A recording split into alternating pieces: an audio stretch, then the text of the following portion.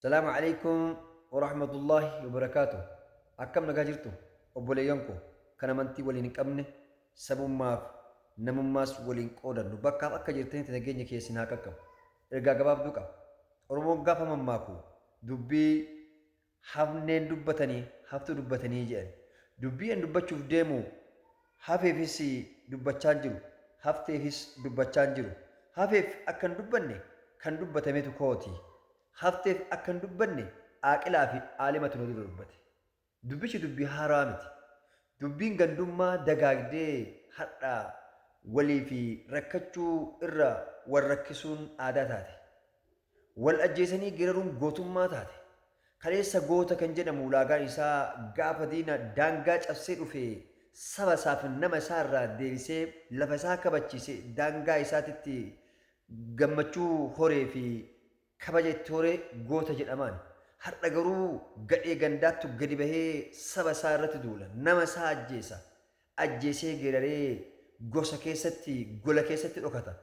gosaa fi gola isaattu gadi bahee goota koo jedhee faarsa salphina hamaadha ani ati nuyi walumaa galattuyyuu warra afaan an dubbachaa jiru kana dubbatuuf dhagahitu wal rakkise keessaayyuu amantii an qaba jedhu warra qabatuyyuu har'a wal salphise faallaa ergama amantiitii fi falaasamaaf safuu fi safeeffannaa ummata Oromoo kan ta'e wal ajjeesuun Oromoo keessatti gocha hammeenyaati hamatu hammeenya kana raawwachuun beekama gumaa kanaas fixuu fi Oromoon kaleessa waan manaa qabuun osoo hin ta'ini hirphatee gandarra deemee akka inni fixatuuf Oromoon kan murteessee fi salphina lubbuu namaa galaafachuu qabu agarsiisuudhaaf hamaan gosa hunda keessa jira garuu hammeenyi guddoon garuu hamaa fi hammaataa kana kiyya jettee akka gootaatti lakkooftee ittiin dhaadachuudha. Ani ati kan gurraan jechaa fi afaan kana wal dhagahaa jiru hadha yoo wal ajjeefnu ilmaan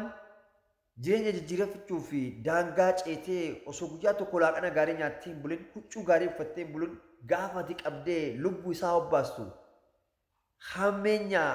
irratti raawwattee dararaa hamaa agarsiistu maal jedha kana gaafan argu jireenya koon jibbe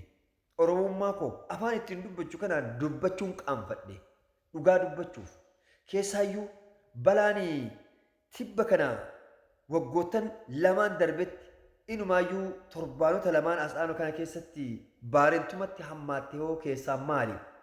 balaa maaltu isinitti roobe maaltu wal isin nyaachise warri waliin nyaatu malee wal nyaachuun kaleessa argaa dhageetti jechaa ture hadha garuu keessaayyuu warri maqaa sabaa dhahataatiin galaana gama baasanii jettanii gocha ammeenya kana yeroo isin walirratti raawwatan arginee dhagahaa jirra kun sirrii miti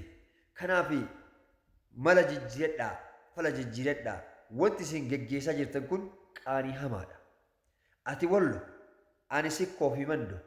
garuu nuti ilmaan abbaa tokkooti waan irratti wal dhabnu osoo hin taane waan waliin dhabne baay'ee qabna waan waliin dhabne waliin barbaadee argachuutu fala adeemsa nuti deemaa jirru garuu kanaaf hallaadha wal galaafannee goota keenya jennee wal jalatti dhufachaa gocha fakkaati maallee wanni si jiru ati kan na dhagaa jirtu ani kan sitti dubbataa jirus of dhaggeeffachaa akka na dhaggeeffatu kan barbaadu inni amma deemaa jiru hammeenya eenyu gadi hin jiru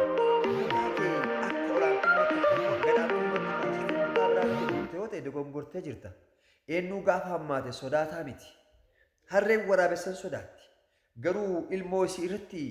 eenyummaa isii dagatti kanaan lubbuu isii baay'ee dhabdee jirti wanni siin jedhu ani eenyuyyuu oli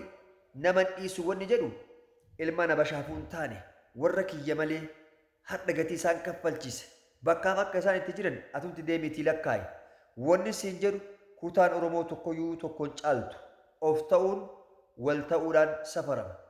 ani kana yoo dubbadhu ganda keetiin dhaadatin siiniin jedhu an akka gadaatti nama ganda isaatiin dhaadatudha garuu gandi biraa ganda kiyyaa gandi kiyya immoo ganda biroo caala jedhee hin beeku hin jedhus garuu eenyummaa kiyyaan arsooma kiyyaan nin boona mucaa walloo masaatiin boonu nin jaalatanii qaban mucaa harargee